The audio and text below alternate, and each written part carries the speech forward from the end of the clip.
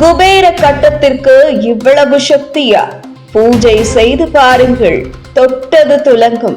செல்வத்தின் அதிபதிகளாக மகாலட்சுமியையும் அவளுக்கு கீழ் இயங்கும் தெய்வமாக குபேரனையும் படைத்தவுடன் அவர் உலகில் உள்ள செல்வ நிதிகளான பத்மநிதி, மகா பத்மநிதி, மகர பத்மநிதி, கட்சப பத்மநிதி, குமுதநிதி, நந்தநிதி, சங்குநிதி, நீலநிதி மற்றும் யோகநிதி என்னும் 9 நவநிதிகளையும் குபேரனுக்கு தந்தாரா. அவற்றில் முக்கியமானவை 3 தான்.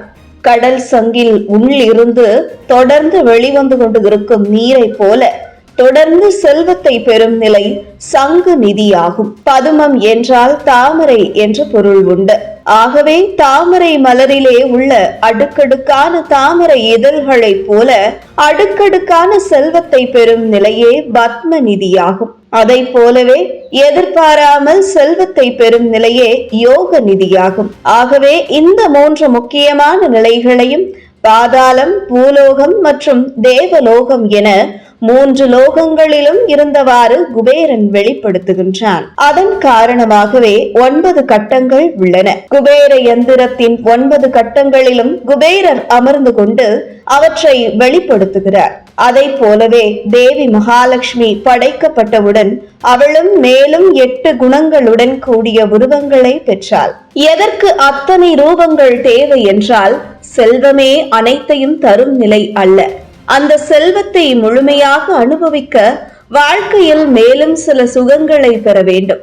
அஷ்டலட்சுமிகளாக இருந்து கொண்டு அவள் தருபவை தானியம், தைரியம், சந்தானம், வெற்றி, விவேகம், மதிப்பு, சுகம் மற்றும் மகிழ்ச்சி போன்றவற்றை தருகின்றாள்.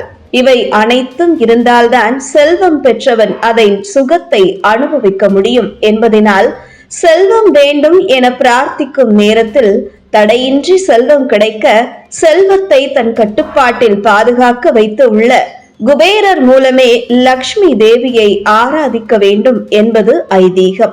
யந்திரத்தில் உள்ள கட்டங்களில் மொத்தம் எண்ணிக்கை 9 ஆகும். எதற்காக 9 கட்டங்கள்?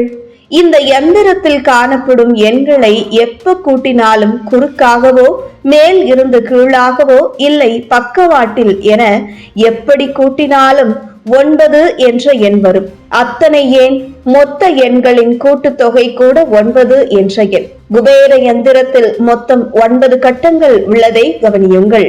அவற்றில் உள்ள மொத்த எண்களையும் ஒன்றாக பெருக்கி அதன் கூட்டுத்தொகையை பார்த்தால் 9 தான் வரும். ஆகவேதான் இந்த குபேர யந்திரத்தை பூஜிப்பதன் மூலம் அனைத்து விதமான செல்வங்களையும் அஷ்டலட்சுமி மற்றும் குபேரர் மூலம் பெறலாம். இதன் தன்மைகளை கொண்டுதான் மந்திர தந்திர சாஸ்திரங்களின் அடிப்படையில் எந்த கட்டத்தில் எந்த எண் இருக்க வேண்டும் என முடிவு செய்யப்பட்டு இருந்திருக்க வேண்டும். 9 கட்டங்களையும் ஒன்றிணைத்து ஒவ்வொரு பக்கத்திலும் அவற்றின் மீது காணப்படும் ஸ்ரீ என்னும் எழுத்து குபேரனுடன் அஷ்டலட்சுமியாக உள்ளவளை உருவாக்கியவளான சிவசக்தி தேவி வசிக்கும் ஸ்ரீபுரத்தை குறிக்கும். ஆகவே இந்த உலகையே படைத்து அதை காத்தருளும் பரமாத்மன் எனும் சிவசக்தியின் முழு அருளை பெற்று உள்ளதே இந்த யந்திரம் ஆகும். இது போன்ற முக்கிய நிகழ்வுகள், அரசியல் தகவல்களை ஆழமாக மாறுபட்ட கோணத்திலும் அறிந்து கொள்ள மறக்காமல் பாரத் மெயில் 24 பக்கத்தை பின்பற்றிக் கொள்ளுங்கள். உங்கள் ஒவ்வொரு ஆதரவும் இது போன்ற பல நிகழ்வுகளின் பின்னணியை அறிய உதவும்.